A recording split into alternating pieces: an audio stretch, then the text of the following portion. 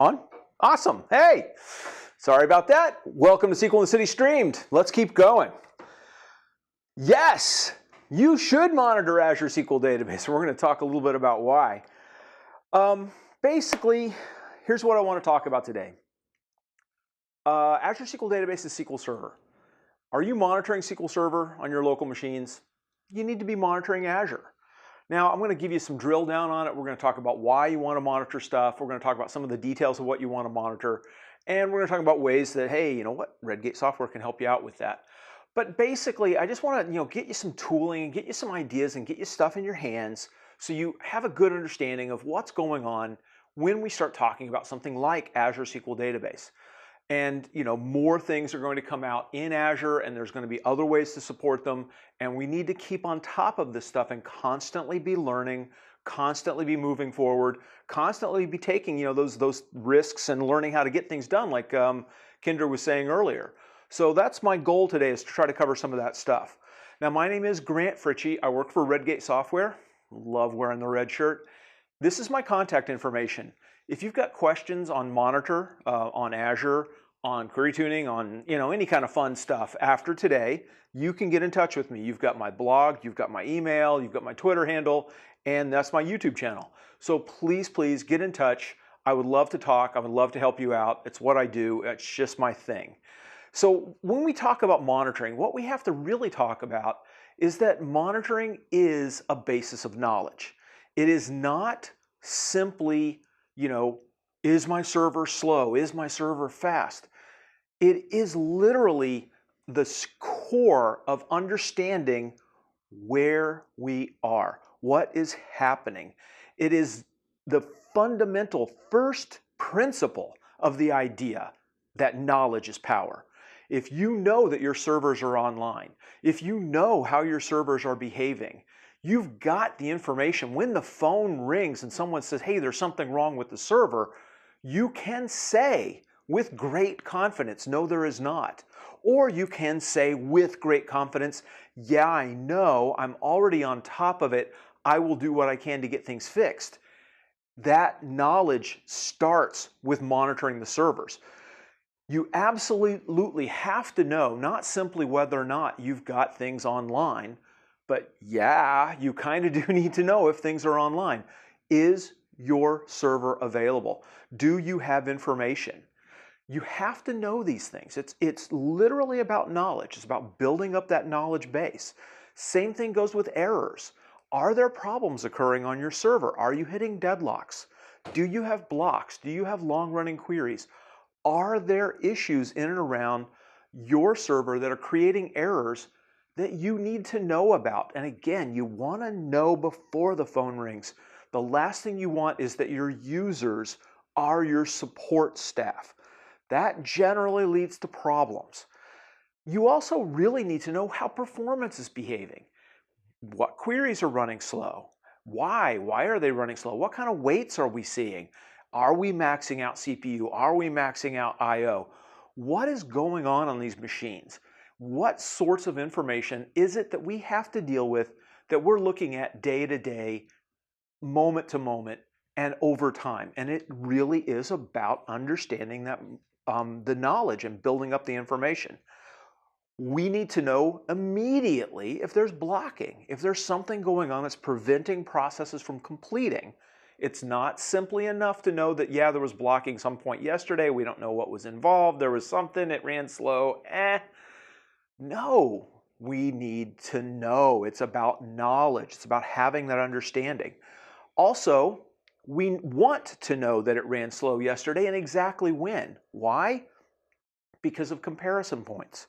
We need historical knowledge in order to be able to go before and after.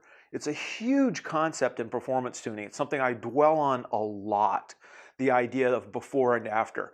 Before something and after something. Before a release and after a release. Before query tuning and after query tuning. Before a new data load and after a new data load. All of these historical tracking, the ability to know what has happened on your servers over time, is about building up your knowledge and then your ability to deal with what's going on in your server. And if you don't have that ability to compare to a known state this week versus last week, this month versus last month, something along those lines, maybe longer, maybe this year versus last year. Your system's your problem in that event, but it's all about building out your knowledge. If you build out your knowledge, then you can make better decisions, better choices, and deal with problems as they arise. Now, if we're talking about Azure SQL Database, and today we are, we're basically talking about three things. First up, you have to know that we are talking about the database platform as a service. It is fundamental that we make that establishment. Azure SQL Database is not SQL Server, at least as far as what's exposed to us when we're looking at it. Underneath the covers, yeah, SQL Server's running. But above the covers, what we see is a database as a service. Now, I love Azure SQL Database. I've been using it almost since the day it came out, back when the limit was 2 gigs or 5 gigs or something ridiculously tiny. I've been using it. I've got a production system I've been running for about 6 or 7 years. Redgate's got several things on there. We use it. I love it. It's something we've been promoting for a long time, but it does require a fundamental shift in what you do, in how you think about things, because you are looking at a database as a service, a database, not a server. So you're not worried about TempDB, for example, a whole lot, because that's managed elsewhere. You're not worried about file placement. Do I have my indexes on one file and my data on another? That's managed someplace else. It's not something you're going to worry about. You are looking at databases. Now, again, saying over and over again, we're looking at a single database. There's also this concept of pools. Now, database pools, when we talk about them in Azure, are primarily, or almost exclusively really, a billing mechanism. It is not some sort of magical performance balancing system. It's not. It's a way to put all the databases into one set of resources and then pay for that single set of resources regardless of how much you use or don't use. That's the big thing to remember on pools. So basically, I just kind of want to level set. When we're talking about Azure SQL Database, we are talking about a database as a service. Everybody cool? All right, moving on. So one of the things we're definitely going to monitor when we're talking about Azure SQL Database is we're going to monitor what they call the DTU, the Database Transaction Units. And that's assuming that we're using that billing method. They have an additional billing method now called vCore. And it's for if you've got a different kind of requirements, different sets of stuff that you want to cover, you're going to look at vCore as your billing mechanism versus DTUs. Now you'll have to investigate these, which one's going to be more applicable to you in your business. But regardless of which ones you use, you are absolutely going to want to keep an eye on it, because this is how you get billed. This is what you're paying for. If you're maxing out your DTUs, you might need to get more. You might need to get a higher system. If you're maxing out your vCore, you may need to go up. Vice versa, if you're not using your vCore, you really want to know that, because you're paying too much money and you should be paying less. You should go down a tier, maybe. It really matters. So you need to keep an eye on these things. And then one other thing I'm going to bring up, because I've got a little topic I'm going to hit when we go to our demos, I do want to bring up georeplication. That's an added cost. But it's an added cost many of us need to pay. We need to plan for paying right up front. And the reason I bring that up is because Microsoft has got a whole slew of amazing capabilities all around the idea of maintaining high availability, of maintaining disaster recovery, all this physical plant design, all these different things that they do to ensure that any given data center is protected extremely well. Extremely well. And yet things happen to data centers. You want to be sure that your data is not dependent on a single point of failure. That's where georeplication comes in, and georeplication adds additional billing, and it's additional billing that we would want to monitor and keep an eye on over time. Everybody cool with this stuff? All right, moving on. When we start talking about monitoring Azure, we are going to have to talk about, what do we mean? Right? When you're monitoring Azure, what are you monitoring? Because again, you're not running Perfmon on Azure. It's not Windows SQL Server running on a VM like you're used to. It is a database as a service. Because it's a database as a service, we care primarily about the database behavior, not the old days where we cared about everything. Now we get to focus. We care about the database. Well, what do we care about on the database? Well, first up, what resources is it using? I/O still matters. Absolutely. Memory still matters. Absolutely. Nothing has changed in the fundamental behaviors. Why? SQL Server under the covers. It's still SQL Server. Never forget that. Just because we're talking about database as a service, it doesn't mean that database is running over there someplace. It means that we've got a SQL Server database. So we care about memory, we care about CPU, we care about I/O, we care about resource usage. So sysdmdb resource stats gives us the resource stats used by a database within Azure. Huzzah! We've got the information we need. Sysdmdb wait stats. What are we doing? Hey, performance tuning, query tuning, any of this stuff that we're doing, weights should be our primary driver. What resources are we waiting on? What things are causing our servers to run slow? Which things are causing our queries to run slow? Nothing has changed because we've moved to the cloud in the fundamentals of performance. Nothing has changed at all. Yes, you've added in the worries that, the getting things up into the cloud and getting things back down. We've added latency concerns, we've added all that fun stuff, but the behavior of SQL Server is still the same. So instead of sysdmos wait stats, we're now looking at sysdmdb wait stats. Ta-da! Database-driven stuff, because we are talking about database as a service. And my favorite topic, because I love them to death, extended events. Trace is dead. Yay! Okay, sorry, I know a lot of people are still mourning Profiler. They will mourn it for a very long time.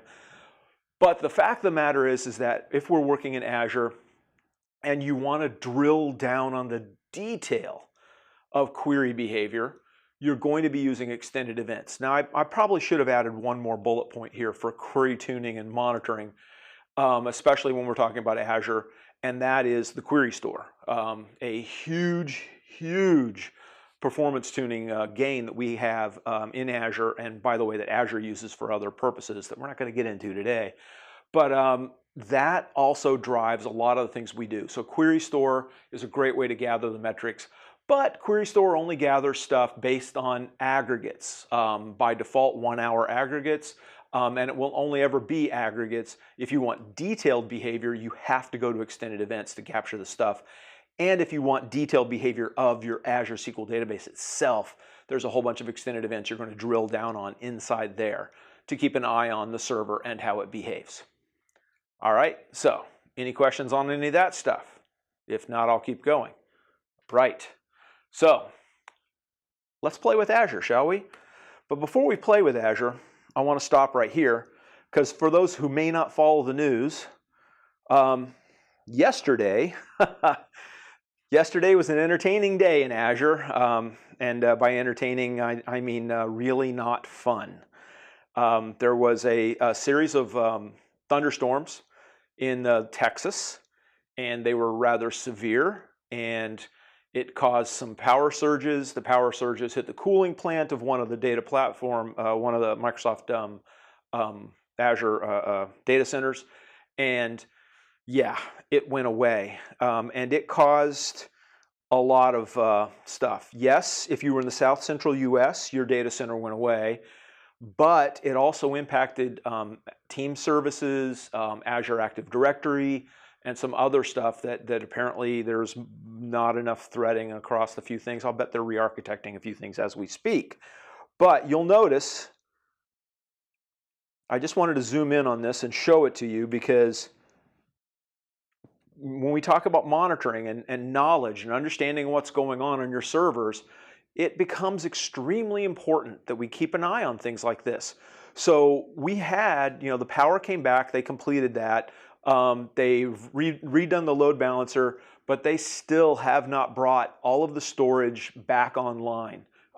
It's mostly complete, but the next update is coming up at UTC 1300. I assume that's 10 minutes or so. Maybe we can check back in on this as we go along. But I just wanted to bring that up right away because it's important for you guys to know stuff goes wrong inside of Azure. So why are we monitoring Azure? Because stuff goes wrong inside of Azure. So we want to keep an eye on things. So now let's just take a look at this Azure SQL database. This is one I've created just for you guys for SQL in the City. This is not, it's not a big database. It's not under load. This isn't a production machine. But if we're looking right at these things, right out of the gate, if you're in Azure, you've got monitoring built in. There's nothing you have to do immediately to understand what's going on inside your system. You can see here that I've got my resource utilization for the last hour. And I can look at, and it won't go back a day because I created this morning for you guys. But here's the last 24 hours. Here's the last 7 days. And we can get that information out. So you can see what's going on inside the last hour. And you can see how much storage you were using. And then there's ways that we can go through. And by the way, this is all live. I mean, I'm doing this right here for you. There are ways that you can look at other metrics. They are available. Let's give it a second to load up. There it goes. So you can find the database that you want in the subscription that you're in, and then you can add a metric for it. So I can say, you know, take a look at deadlocks over time, DTU limits, DTU percentage, you know, because again, we want to track DTU. So there's ways to put this together so you can see stuff that's going on. But it is kind of limited in that you can only do certain things at certain points for adding these metrics. What we can do, again in Azure, is take advantage of the fact that you can create, and here's how you do it, multiple dashboards. So I've created a SQL in the City dashboard for my SQL in the City database. I'll zoom in just a little bit, make it easier to see. You can see that I've got the resource utilization going on. It shows me how much storage I have. I've also made sure, let me zoom back out so I can control this a little better. I've also made sure that I'm showing the database size, the activity, and any alerts that have occurred within that database. So again, I can see this stuff database by database. I can see what's going on. I've got a level of control. I've got a level of knowledge. And frankly, you don't need a monitoring tool. Microsoft provides you enough information. There's nothing that says that you can't use this stuff that's there and get done what you need to get done within reason. I'm going to show you some other stuff though. However, let me just finish up showing you what else is going on inside of Azure. Now, one of the things we can do, Azure has the ability to run queries. So we can take a look and see what kind of weights have been occurring on this machine, on this database. Sorry, that was very badly phrased. Oh, I hit Control E. It doesn't work. I actually have to hit the run button for it to work. There we go. Yeah, I feel silly. Scroll over, scroll down, and then you see we can look at, I just did a select star example. I hope Hugo is watching. Yeah, he just popped a blood vessel. Anyway, you can see the weights that are occurring on the database. Memory allocation, write log, page IO latch, all of the normal weights you would expect to see, but controlled and managed by database, so that we're looking at it by database. Yay, we've got exactly what we need, you know, for a moment in time. Same thing goes with the resource stats. We can take a look there. Oh, I hit Control E again. Talk about bad habits, or good ones, however you want to think about it. And if we scroll down here and take a look at this, we can see that it breaks information down by average CPU percent, average IO percent, storage, max worker. So we've got a lot of stuff, and we know what the DTU limit is and the way it's broken down. So we've got a lot of bits of information, lots and lots of bits of knowledge that we're building up. So now you're thinking like, okay, Grant, didn't you want to sell me something? Didn't you want to tell me, that you've got something good here? Because I've just showed you all the stuff that for reasons that you don't need us. And the fact of the matter is that I want you to know where the information comes from. I want you to know how to do it yourself. But I also want you to recognize that right now I'm looking at one database on one machine, on one Azure SQL instance and all this stuff, one. And so it's not that hard to monitor this one. And I could probably set up some scheduling. Azure scheduling is pretty cool, a little PowerShell. I can capture all the metrics I need to capture over time. I could create a database that I can output those metrics into. I could then start writing reports, maybe put together some Excel stuff, pull things together, and spit out all the information I need to spit out for this one database. And then that way I can maintain it over time and keep an eye on what's going on. And then when I add a second database, I just replicate my scripts over, make the connections to there, and then do it there again. And then when I add a third, a fourth, a fifth, a 3,000th database, I just keep doing it 3,000 times. That sounds painful. And what about the fact that probably most of us in most situations are in a hybrid scenario wherein we are monitoring not simply Azure, but also our local instances, possibly even our VMs inside of Azure. Now what? Well, let's talk about Redgate SQL Monitor. Now, Redgate SQL Monitor is an estate monitoring system, and that estate includes Azure SQL databases, also Azure VMs, and Azure Managed Instances. Now, we're going to focus on SQL databases today, but it does a whole bunch of other stuff. Now, let's just zoom down here,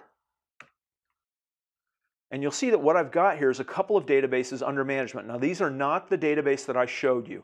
In fact, what I'm doing right here, right now, is something you guys could take advantage of at this exact moment.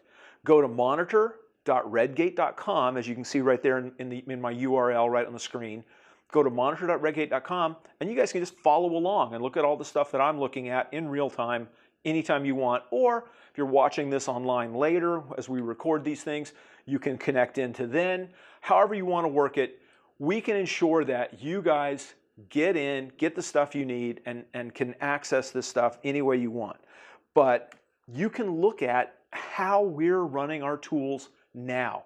What we're showing is actual monitoring for some of our own databases online.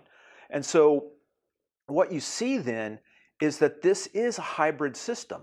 I've got actual SQL Server instances, my production instances of SQL Server, and I've got Azure SQL databases that are managing healthy since Monday. So these were not affected. They're probably Northern Europe or one of the UK ones, but they were not affected by the outage in the South Central US. So you're seeing that these things are all very up and online, although this one did have a deadlock that occurred. So what I really, really want to point out here is, first up, and they're updating live as we go along. It's great. I love seeing that. But first up, the first thing I want to point out that you're seeing is that I've now got a hybrid system. I'm monitoring my VMs, I'm monitoring my SQL Server instances, and I'm monitoring Azure SQL Database, all from one place. So instead of looking at a database and then going to another database and then going to another database, I've got a whole bunch of databases and SQL Server instances all at once, all in one location. I can see what's online, what's offline, what kind of issues I'm running into, and all that fun stuff. But that's great and cool and awesome. I can see weight percentages, CPU percentages, and it's great. But what about drill down? What about detail? Because detail matters. Knowledge is power, right? That's how we're starting out here. Knowledge is what matters. Well, let's drill down. All I've done is click on that instance. And by the way, again, this is live. You guys can get into this and do it yourself. And what you'll see is it's coming up. It's not loading as quick as I would like it to. Come on. I'm doing demos here. You got to support me. There we go.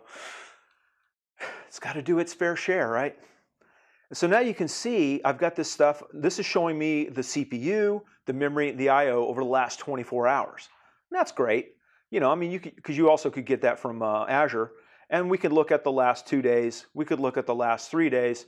And now, right now, we're only storing about that much locally. But you could be storing the last month, the last year, if you've got that much storage. what we're demoing is very limited in scope, but we can go in and say like, well, show me everything back to last month. Find me all the information. So it's not limited to the last 7 days. Automatically, it's controlled by you. You get to determine how much time is stored in here. And we can see what's going on. We can look at memory. We can look at weights. And we can establish baselines so we can see how the behavior looks like over time. Let's give this a second to load up. Just 1 second. It'll load up quick. Live demos are always fun. There it goes. So now you can see the baseline over time and how is this behavior now compared to the other behavior. And by and large, it's tracking fairly well because these are fairly consistent systems. There's very little going on that you're not going to see. But in addition to this, we have, there we go. We have the I/O, we have the weights, we can tell if the resource or signal weights, and then we can drill down and get into the details and look at, you know, what are the long-running queries on this system by duration? Which queries have been called the most frequently in the last hour or the last day? We've got all that stuff already put in line. What queries are running by CPU time? And if we take a look at, let's take a look at the ones that are called most frequently. Okay, so this query is getting called a lot. Let's drill down on its details and it shows us the query, gives us more information. Oh, let's take a look at the execution plan. Why not?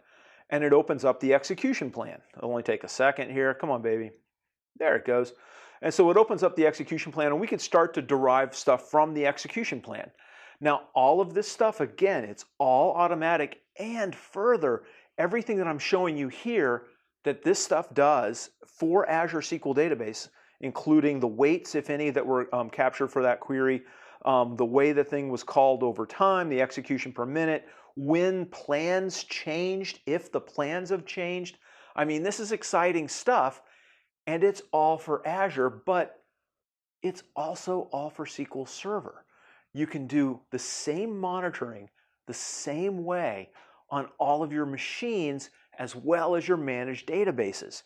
So you can see all that good information, all that drill down, all those different kinds of queries. Not only that, but right out of the gate, whoops, sorry, scrolled badly. You'll have to fire me. Where is it? Keep missing it. There we go. Gosh. Small screens because of demos. I'm used to working on much bigger screen. Not only queries, but I can also see the top 10 weights. Now, I already showed you how to get the weights, SysDMDB weight stats. That's great. You can pull that stuff out. You could sort them any way you wanted. You can capture them over time as you need to, but you will have to set up that mechanism to ensure that you're capturing that stuff. It's not something built into the product. You would have to do that work unless you're using SQL Monitor, where we're capturing the weights now. We've got that information available for you immediately. You can start looking at it and see what's going on over time. And you can see the behavior as it's doing, what's going on, which weights are incurring, and what sort of stuff are we hitting. Not only that, but we can also look at the general metrics. What's going on in page splits? What kind of scans are we seeing? Compilations, all of the stuff that SQL Server still needs to track because it's still SQL Server, even though we're talking about a database managed a database managed service. I said instance almost. That stuff is all still important. It doesn't go away. User connections, latch locks, buffer cache hits, every bit of this stuff, blocked processes, if any. All of these things are normal SQL Server behaviors, and we need to know which ones we're hitting. Yeah, database size and all these transaction log flushes and stuff are not going to be something we control as closely as we normally would, but you still want to know how the behavior is occurring over time so you can track it to see what's going on. You get to see information like the checksum, the recovery model, all that fun stuff. Any alerts that have come in on this one for the last several days, we've got that information available. So anything that's happened, if anything, there was a deadlock. I hope that's still in there. Yeah, there it is. Cool. We had a couple of deadlocks. We had some block processes and some long-running queries. So pretty normal stuff. Yes, on a normal monitored system, surely we would have cleared these things. On a normal monitored system, we certainly would want to be dealing with the deadlocks, but we leave all this stuff online so you guys can see it live. And so every bit of this is against an Azure SQL database, exactly the same kind of behaviors you would expect to see if you were managing SQL Server. But it's over time, the alerting is set up, everything occurs, nothing you have to do special. We've got it all set up for you. Further, you can get in and get into the details, go into analysis and take a look at stuff. So for example, we're in Azure, right? Let's go in here and take a look at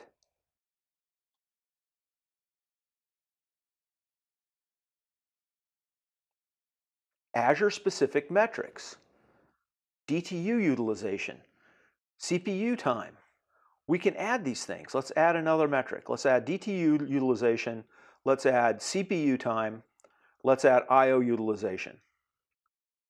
So we've got them all available for, whoops. Uh-oh, what happened?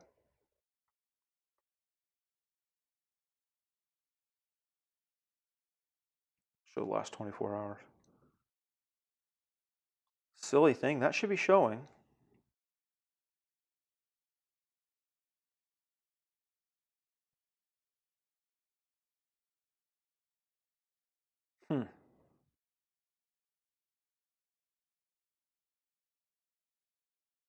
Well, bummer. See, it's not going to show for that because that data doesn't exist.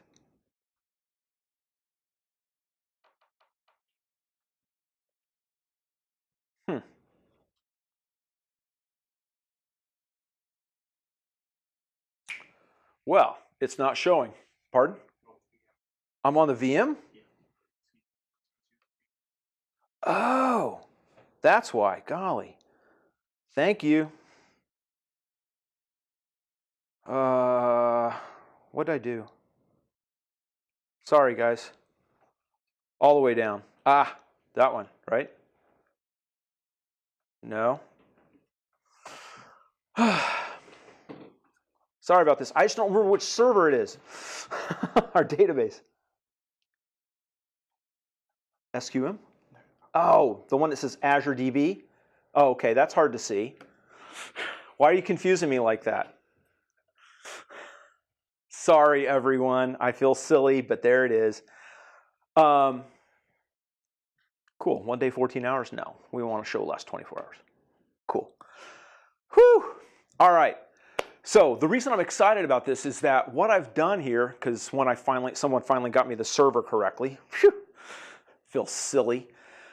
What I've done here is I'm not looking at a database. I'm looking at both my databases. I'm not looking at one metric, I'm looking at several metrics. I'm able to put them all on the screen all at the same time. Multiple databases, multiple metrics, all on the screen, all at the same time. So now I'm not just doing investigations on a database. I'm not just monitoring for a database. I'm monitoring for my databases. I can manage my databases, understand what's going on with my databases. And so then I can look at and say, well, give me a compare on the DTUs, on the DTU utilization. Extend that baseline back over time so that I can see what's been going on this system and how that DTU compares to others in time. I can look at it for CPU. Again, if I'm doing vCore, I'm going to want to monitor CPU instead of DTU. I can say, hey, you know what, let's normalize that the same way as we did earlier. And so now I'm looking at the medians and the peaks and the valleys so I can make those comparisons to see that, like, yeah, I've got some instances where my CPU is spiking in an abnormal fashion here. So I've got something I can investigate. There's nothing that says moving to the cloud means we've surrendered knowledge. There's nothing that says moving to the cloud means we've surrendered our ability to gather that knowledge. And there's certainly nothing in going to the cloud says we shouldn't be tracking CPU to figure out what's going on in our servers so we can ensure that they're behaving the right way. We can also look at reporting for our Azure stuff. It's not going to be as exciting, guys, don't you worry.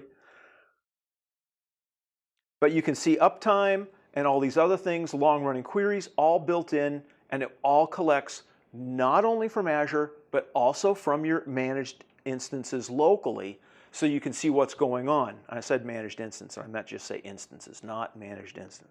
Different thing. Same thing goes for our state monitoring. We can watch our drives growth over time. We can keep an eye on what's going on, and you can see what's happening in Azure, what is Azure SQL Database doing, and we're capturing all of these metrics all the same way, using the same set of tooling to display it back to you for your knowledge. Let's switch back to the slides. Oops, that's not the slides. That's the slides. All right, so why Azure, why Redgate, why SQL Monitor? It's really simple. At the bottom of the screen is the big one for me. Hybrid management is a thing. We are absolutely going to be managing our servers that are local, servers that are in the cloud, and Azure databases that are completely different than what we're used to dealing with. We're going to be managing all these things all at the same time. Shouldn't we have the ability to put them all together so we see things and understand them the same way? And my answer is yes. So we're looking at the same metrics: CPU usage, query time, wait statistics, top 10, ordered by, however you want to put it together. It's the exact same metrics pulled together as we would do if we were looking at SQL Server. We've got additional metrics. Yeah, you can see a lot of these stuff on Azure. You can take a look at these things, but hey, by the way, we've got the execution plan. You know, so you can see immediately what's going on with that query. Was there an issue? Did it get recompiled? Heck, recompiles. We've got the plan, when the plan left cache or when it was rebuilt. We capture those metrics along with the queries and display it back to you so you guys can see this stuff. It's a lot more than what's available if you were just looking through the Azure portal. We've got way better reporting, the ability to put together multiple databases all at the same time, multiple metrics all at the same time, combine them back into those baselines so that you can see it all together, all at once, identify normal, understand the behavior. We've got a more complete output. Again, as I said, more stuff available. The fact that we're able to capture those execution plans and show them to you over time is just huge. Azure shows you the last 7 days, which is great, right? Nobody's knocking that. I want to know what happened in the last 7 days.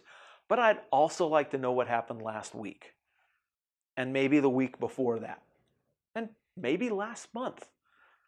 Heck, maybe last year is important to me. So we can capture that data and show that up over time. We've got the ability to put analysis in. We can combine metrics in different ways than we've ever been able to do before. We've got the ability to establish those baselines. I mean, I can never say enough. The idea, you know, I mean, again, going back, oh no, it won't be up. Never mind. I'm going to stay right where I'm at. Not be silly. The ability to go back and see that, yes, in fact, my CPU behavior was higher than I thought it was, is going to be an issue. We've also got the ability to do alerting really easily. Because we've done all the alerts for you already. All you've got to do is a little bit of tuning. Turn on a couple, turn off a couple, adjust some, and off you go. You've got alerting. None of this stuff is any major hit on your performance metrics or on your behavior. All of it's going to run really well inside your Azure systems. All of it's going to run really well inside your SQL Server systems, and which brings us all the way back around to what I said was, to me, the most important thing. Hybrid management, the ability to manage your databases, your Azure databases, the same way as you're managing your own instances, whether they're VMs or not, whether they're hardware or not, whether they're in the cloud or not. You manage all your estate the same way. That's going to be a huge win. So, hopefully we hit these goals. Am I doing on time? Yeah. Hopefully you've learned why you're managing Azure. Hopefully you've got an idea of the metrics that we're going to be looking at for Azure, and hopefully we've talked about some of the gains in knowledge. Let's go back for 1 second not simply to me. Let's go back to Azure status because I'm curious. Last updated 5 seconds ago. Awesome. Let's check it. Still mostly complete. Is there a new update on it? Update as of 11. Engineers have restored power, blah, blah, blah. Nope, they're still working on it. So why do we want to monitor Azure SQL Database?